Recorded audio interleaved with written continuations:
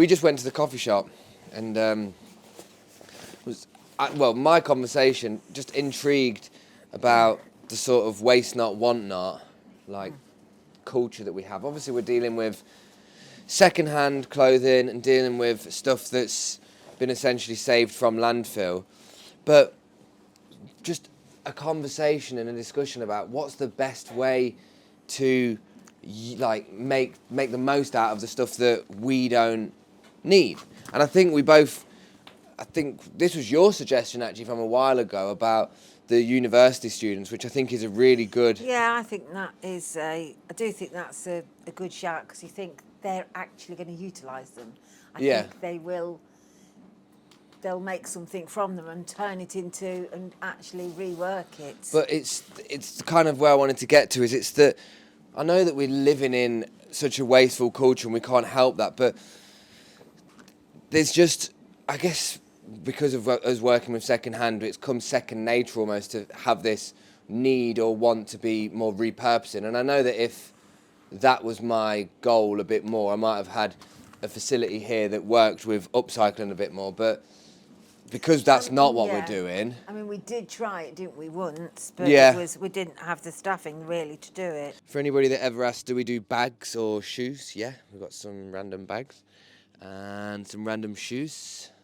No, and it does require staff, but I think you're bang on with the sort of focus and attention towards students, because with stuff that's damaged, essentially we want to take that out. We want to have better symmetry and transparency with the people who buy the stuff online, so they know that what they're getting is the best of what we found. But alongside that, we kind of have to ensure that we can transfer the stuff that's less in demand. Well, yeah, because although we're hand picking, we're getting through quite a lot when we're hand picking. You can't really, that's nice. You can't really look at absolutely every item, can you? You can't sort of scrutinise, or some things we think, oh, that's got a mark on, that will wash off, and when it comes out, it doesn't wash off with a quick wash, so we think. So many factors to play. When we go hand picking, you could say we're hand picking in dark rooms, so we don't always see the best lighting, but a lot of it is time and efficiency. So when we're hand picking, we almost are going through the best part of 5,000 kilos of clothing, and we've got to do it with quite a bit of efficiency so that we're not actually spending too long. So we do probably make quick decisions, but my process as well is that even if we are taking stuff that is damaged, I just think there's a purpose for it. Like, this is just a little interjection clip. So these are some of the items that are damaged, and me and Marge are just discussing this about waste not, want not right now on the video that she doesn't know about yet. But the clothing that is really here is designed for people who want to upcycle. And if I'm being totally honest with you, there's a lot of people that might buy these to actually just wear for themselves. Loads of like Adidas and things like that. So anyway, yeah, I'll get up from this before I fall over. There's a placement for it, and it's got usability. Well, especially when you find a really nice quality item that's got a rip in, and you think, well, somebody's thrown it out because they don't know how to mend it. I mean, like, just for example, those out of Moncler coat, its pockets were really, really ripped and everything, but I've actually mended it. Oh, have you? Yeah, I've mended it and done all of that. So, I mean, we would tell somebody it was mended, but we've done the same kind of job that somebody else would probably do. But some things it's worth us reworking and sort of, mending them. But the lower value things, it's probably not as worth us spending our time doing it when somebody could, if that's what they do. Just have a little interjection shot. Look at that. Marge is currently washing the towels of a local salon that we wash towels. Well, she washes towels for. I do not. They could be, using a lot of stuff and making a lot of stuff with it. Where we kind of want to be as well is that we are obviously trying to streamline this process that we have with all of this stuff, but at the same time, we find ourselves with how I see it, is the opportunity to take stuff that might be of use to other people, that is damaged, that we haven't got a use for, but just to sort of transfer it into the right places.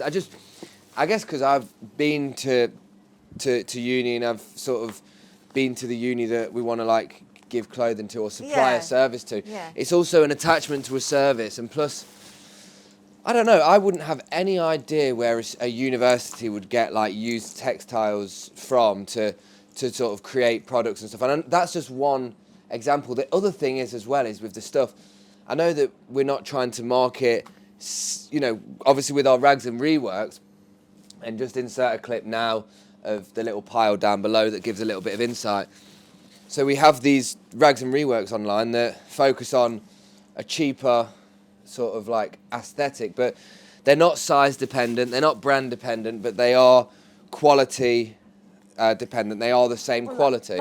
These are just some of the items that have been pulled that don't make it to the live stream and are in the process of being used for either Depop or website listings and things. I'm still in the process where I'm trying to understand what people want to buy from the website, but the main thing is I'm just enjoying, look at that Rolling Stones one, I'm just enjoying uploading things to the website and seeing what gets interest. If you see anything you like, you know what to do, drop a comment.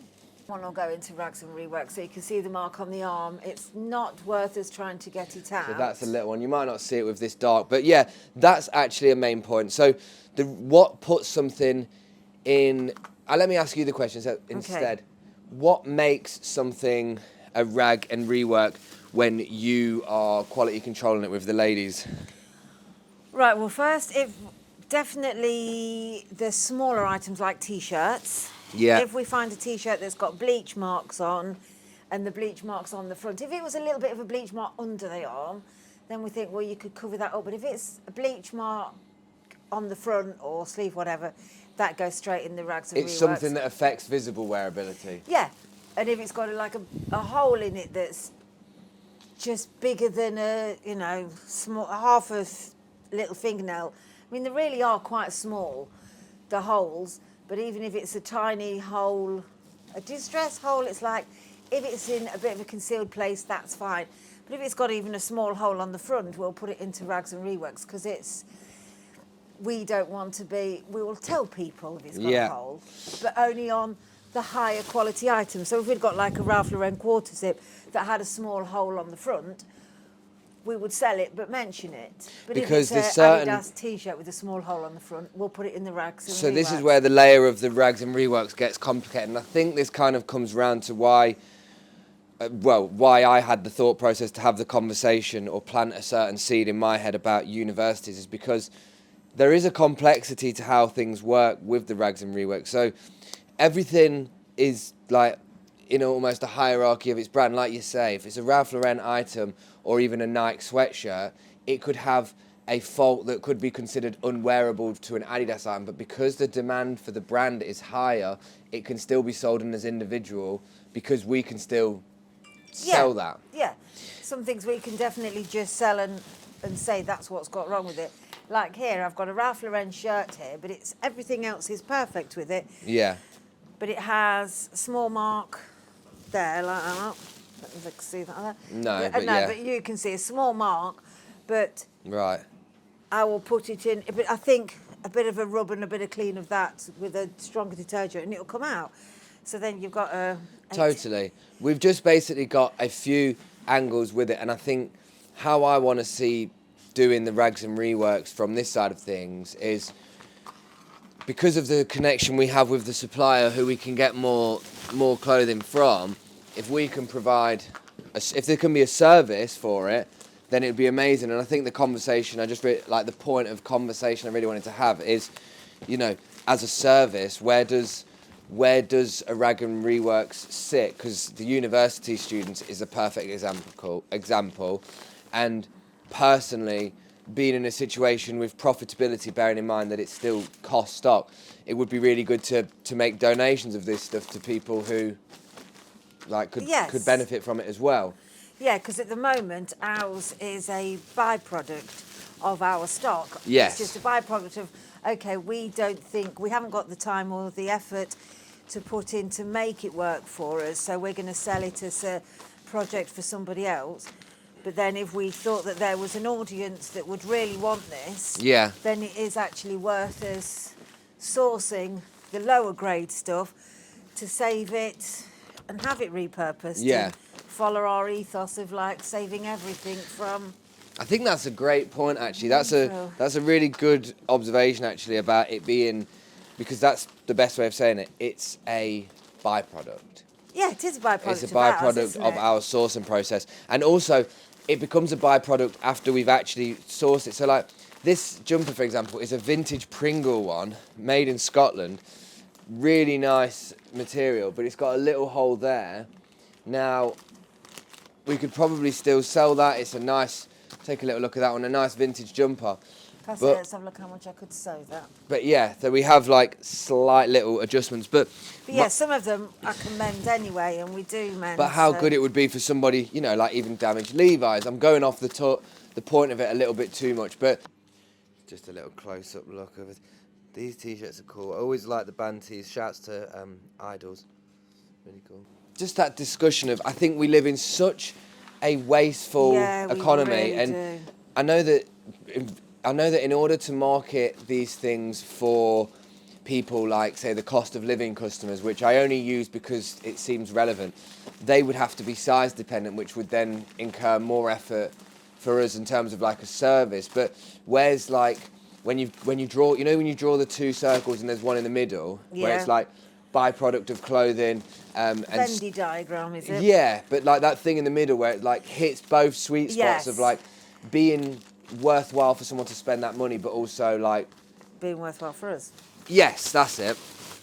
Because as much as, like you said, some of the actual real byproducts that we can't sell either way, but if they have a purpose with somewhere else, then we can give to charity who do, because some of the actual rags things, get turned, if you send them to charities, they don't necessarily do them for clothing, but what they do, they send them to these factories that chop them up and mulch them, and they get turned into carpet underlay. Do they? Yeah, but the charity will get the profit, that will get some of the money from it. So although you donate some stuff to charity or things, but like we might get something and you go, well, he's giving it to charity, but nobody can actually wear it because it is either too damaged or whatever. They chop them and mulch them and turn them into carpet underlay, because that's what we've used before. It's like all recycled. I didn't know that. Recycled clothing to... That's interesting. And there's another one that literally just takes 6-inch squares of material and makes patchwork, like quilts or patchwork coats. And you and me had one when you were little. That little, remember them little velvet patchwork coats? Yeah, I do. Vaguely. I think you still got yours.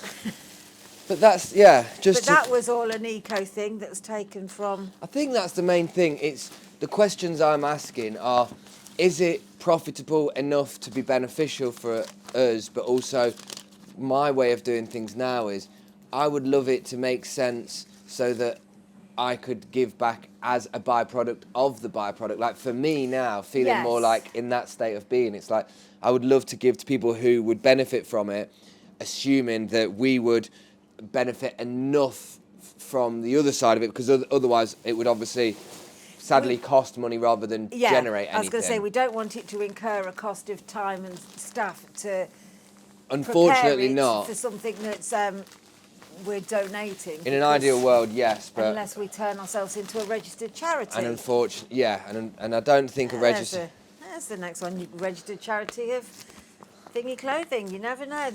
You can register yourself as a charity as long as you are doing something charitable. Well, that is a great thought to leave it on. Thank you for your time, and is Marge my idol? No, but this is an Idols t-shirt, quite cool.